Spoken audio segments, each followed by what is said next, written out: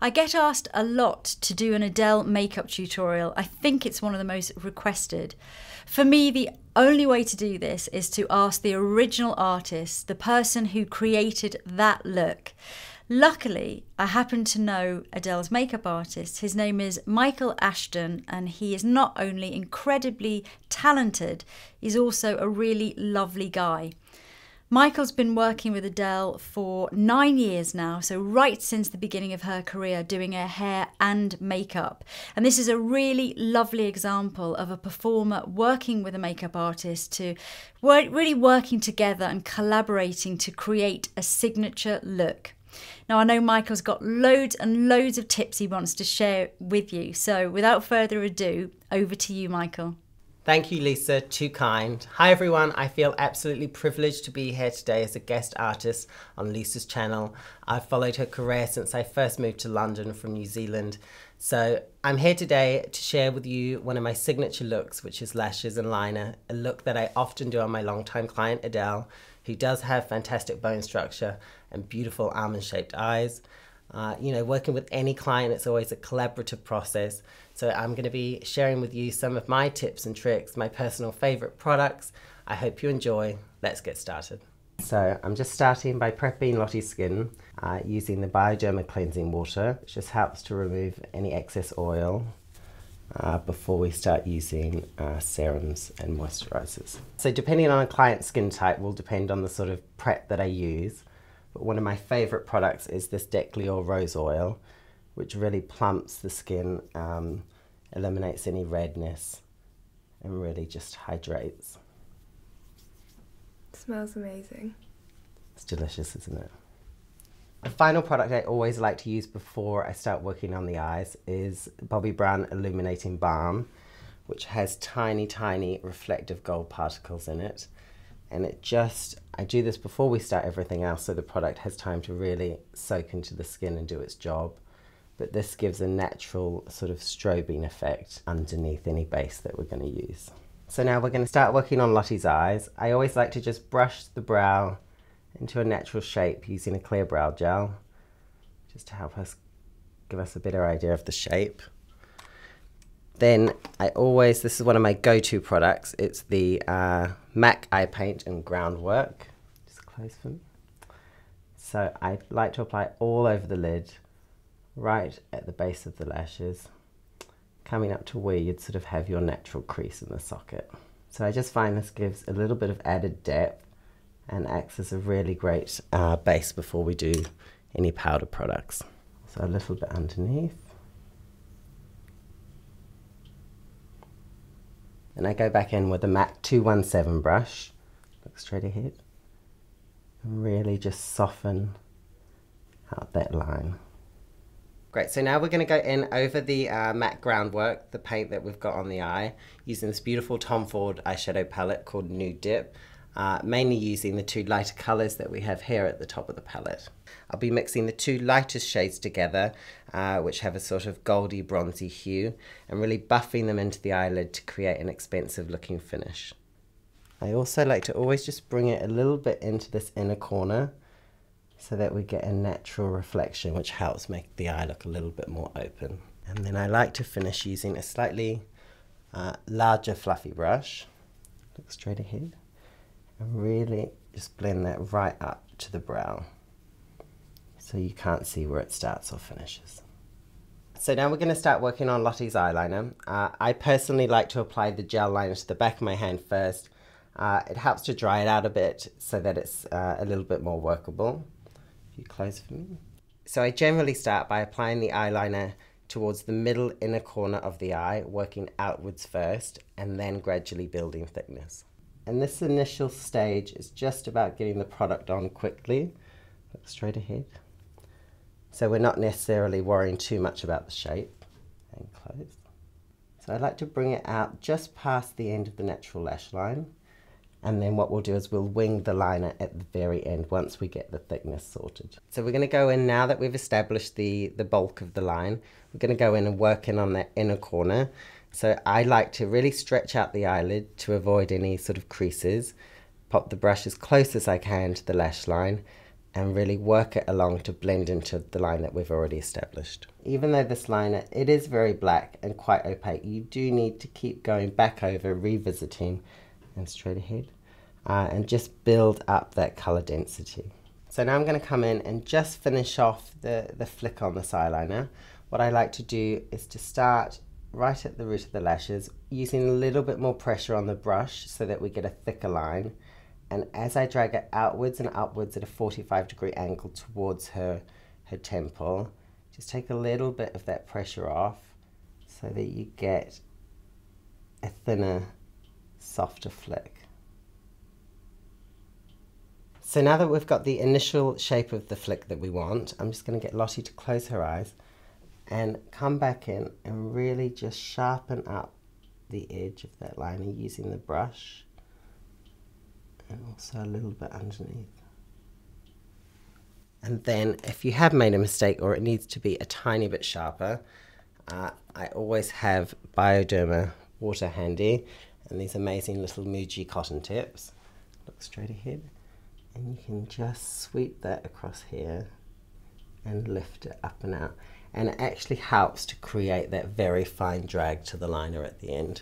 So I'm coming back in now, again, using the gel liner to really build the thickness, the density on the outer edge of the liner, because we want it very dark, very dramatic. So I'm just working from the outer corner in towards the middle of the eye and just making it a little bit thicker so we get that added bit of drama. Now I'm going to go in and we're going to start applying the lashes. My favorite lash glue is the black duo glue.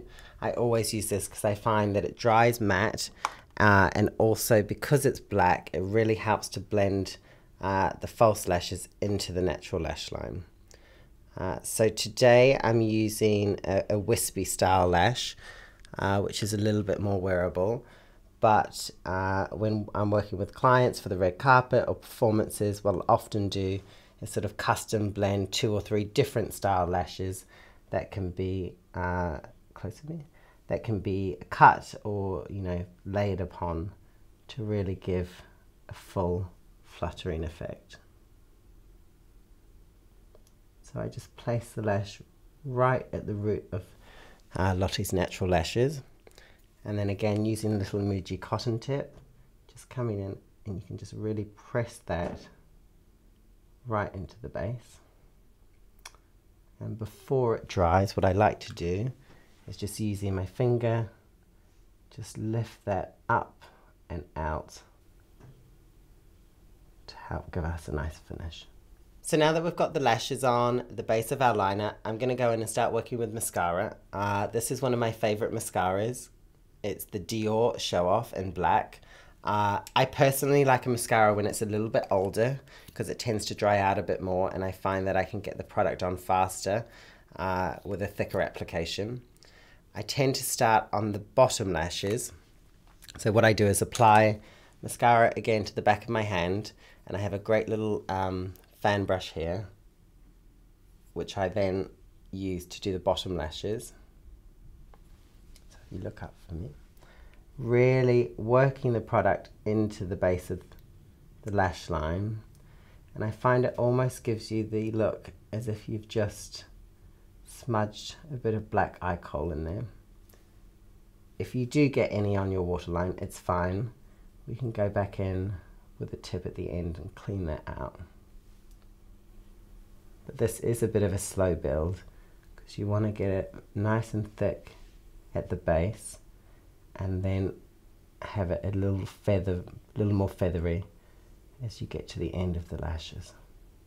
So now I'm really just making sure that we're blending Lottie's natural lashes into the false lashes that we've just applied. So the final stage to getting the perfect feline flick is what I like to call product cocktailing. So it's using, you know, 2 products together. Just close for me. So we use the gel liner to begin with, which gives us a fantastic base. Now I'm coming in with a liquid which is very thick. It almost feels a little bit like tar. But what it does is it just adds almost like a patent leather shine to the lid, to the liner, and really just gives it that extra intensity. And this brush is super fine, So what it means is, as you've got rid of most of the product on the brush, you really can come out and just drag that line to the finest point. I think to finish off any eye look, it's really important to make sure that the brows are perfectly groomed. It doesn't always mean that they're completely filled in, but it does mean, you know, that they're in place, that they've got a sort of symmetrical shape. So I go in with a clear brow gel first, which I just find actually really helps, A, to put the hairs in place, but also it gives something for, whether you're using an eye pencil or brow powders, it gives something for the product to adhere to. So starting on the inner corner, just using little fine strokes, get your initial shape in there. And if you ever do need to just tidy up the top of the brow, I like to go back in. You can just use a nice concealer brush with either a little bit of moisturizer, Bioderma, whatever you need. And you can just take that top line off just to make sure it's nice and clean. So once I've got the initial outline in with the brow pencil, I always go back in with a little brow brush like this and really just soften that out. We've filled Lottie's eyebrows quite a lot, but we still want it to always look soft. So the final step I always do when finishing brows is I like to go in and set with a matte eyeshadow. So I have this great palette of neutrals. I like to do a little mix of, you know, 3 or 4 colors just to get a bit of a custom blend. And then I just go in using, you know, it's a slightly rounded but flat bristled brush. And I just press the shadow on top of the pencil that we've just done. And I find by using this sort of brush rather than an angle brush or anything like that, it just gives you a much softer, blown out finish to the brow. So now we've finished working on Lottie's eyes, which I think are looking beautiful. We're going to go in, and this is one of the reasons that I always do eyes first. A, it tends to be a focus feature for me, but it's also that if you have any little mistakes, look up for me, or any drop down, you can just clean up quickly before moving on to doing your base. Whereas if you'd started with your base, you know, at this point, you'd be removing a lot of your hard work. A little tip for you at home, one of my favorite things is just a cotton bud with a flat tip, wrap it in a face wipe, and then you have an instant and quick way to clean the under eye area. Now we're starting to work on Lottie's base, but before I do that, what I always like to do is just go back in and reapply some more of the facial oil, because I really, even though we want a flawless finish, we want it to be as sheer as possible. And I find by just popping a little bit more oil on, it really just sort of shears out the foundation. And gives us, you know, a finish where we can still see some of the skin. And it's also very luminous and glowing. Now we're going to start working on giving Lottie a flawless base. I'm working with my favorite foundation, which has been in my kit for years. It's the Estee Lauder Double Wear Light. Again, I like to apply the product to the back of my hand initially, using a natural bristled foundation brush or cream emollient product brush. And then I just start on the forehead, really buffing it into the skin, you know, circular patting motions to begin with. Starting on the forehead, look up for me, you know, either side of the nose. And if you need to use your finger, really blend that. So what I've done is mix 2 shades on the back of my hand. We've got 1 and 0.5, which are the 2 lightest shades. So initially, we'll get this, apply it all over Lottie's face to give us the base.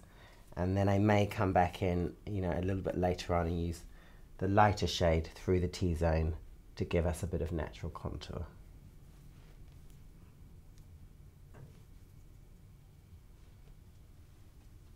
Sometimes what I like to do is I switch brushes. This is the Charlotte Tilbury powder and sculpt brush, which I love. Look up for me. And I really just polish that into the skin. The first brush is great for getting the initial amount of product you need on, but I find this brush, which is just a little bit less dense, really gives you the polish to the skin that you want. So for me, it's always super important, just lift a little bit, to really make sure that you continue applying the foundation under the jawline and down the neck. This will also be really helpful when we come back in a minute and do the contouring. So Lottie is blessed with youth and obviously well rested. So today I'm not going to be using a traditional under eye concealer, but if at home you do need something with a little bit more coverage, it's really fantastic. Look out for me. You know, you've got some cream under eye, you've got sticks, you've got, you know, more opaque products that will help cover any areas you need to. But what I'm using is Tom Ford Illuminating Highlighting Pen, just coming in right under the eye here and then doing a little crisscross motion here, which I find once you blend it really adds a beautiful highlight to the high plane of that cheekbone. So just softly blending out with a little fluffy brush here. And then I'll actually switch back to the brush that I used to polish the foundation, and we'll just use that on this area here. So next we're going to move on to contouring Lottie's face, but what I always like to do first is just do a light dusting of pressed powder on the areas that we're going to be contouring. It's really just to help avoid getting any grab from the contour and making sure that the color we get is completely even. Making sure that you come under the jawline because we will be contouring here also. Now my favorite contour palette is one by Smashbox. I love this because it comes with 3 great colors that you can mix together. I do personally tend to just use the 2 sort of taupey neutral tones and a great angled blusher brush. So mixing the 2 products together, then using the back of your hand to just remove any excess powder you don't need. I find the easiest way to work out the placement for contour is I get my client to suck on their cheeks. Great, thank you, Lottie. And then this just allows you to see where you want to start applying it under the cheekbone. So we've loaded the brush with product and then we're really just working it in under the cheekbone and then turning the angle on the brush and sweeping in an upwards motion to the middle of the face. And if you need a bit more product, just load the brush, take the excess off, and again, just start building that. Bringing it up into the temple area in a lovely big C shape. So once we've got the shape and the contour on the cheeks looking great, we want to come in and just do a little bit of work under the jawline, down the sides of the nose. So if you just lift a little for me, Lottie, coming in here, using the same brush, just with a little bit less product under the jawline. Then I like to swap back to the Giorgio Armani brush we used earlier. This is a clean one, but again, the same shape.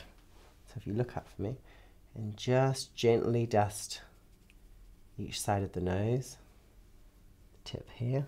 Just using the residue that you have on the fluffy brush, bring it up and into this corner of the eye, and it will really help. Again, it's just making it completely seamless and flawless. I think a really great way to keep a look like this, which is, you know, it's kind of high octane glamour, to keep it youthful and fresh, is to use a blusher.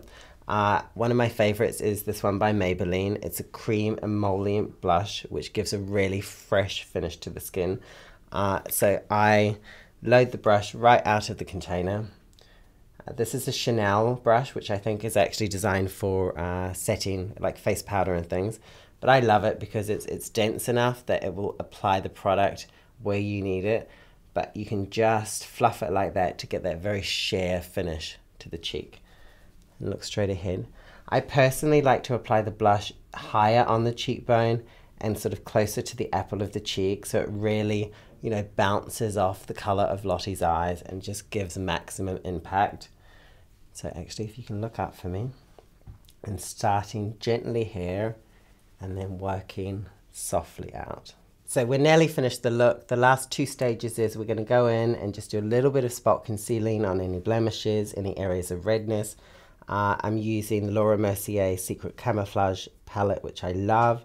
And it's just, this is a natural fiber brush with a very fine pointed tip. And we're just going to go in and just conceal on the spot where we need to. I like to go around the face first and do all the little spots before I blend it.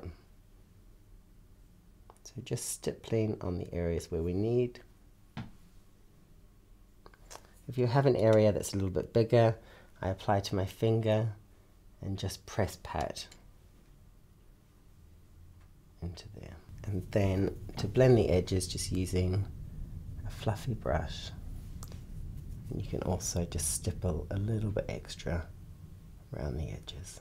So whilst I always think there's a place for a red lip, and I think it amps up any beauty look, today I just want to soften this. We're going to keep it really natural, really fresh. So what I'm going to do is apply one of my other favorites, Lucas Purple Ointment, and also then just fill the lips using MAC Boldly Bare, which is the perfect color to just trace the outline of the lip and make it look a little bit fuller. So I go in with the purple first, just tighten for me. Apply that to the lips, and I just like to trace the very outline here.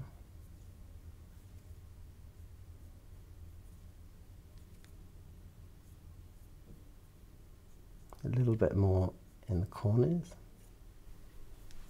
and again on the top lip. And really just finger pat that into the lip, so it almost looks like her natural lip colour. So day to day, I think this lip is absolutely perfect, but if you're wanting to just give it something a little bit added extra for maybe the evening, or if you're going from the office to after work drinks, this is another one of my favourite products. It's by Sicily. It's called Phyto Lip Star in White Diamond. And what I love to do is just apply it straight from the brush. Tighten your top lip and relax a bit, and just apply it top of that Cupid's bow and a tiny bit on the bottom lip. And if you rub together, and then again just finger pat that in, and it just gives a beautiful soft lacquered finish. So for the final finish and polish to the look, I always give a light dusting of powder through the T-zone, being careful to leave all this beautiful youthful dewiness on the cheekbone. This is the final look. How do you feel, Lottie? I absolutely love it. It looks amazing. Thanks, Michael. Thank you to my beautiful model, Lottie, and for you at home watching. I hope you've enjoyed it.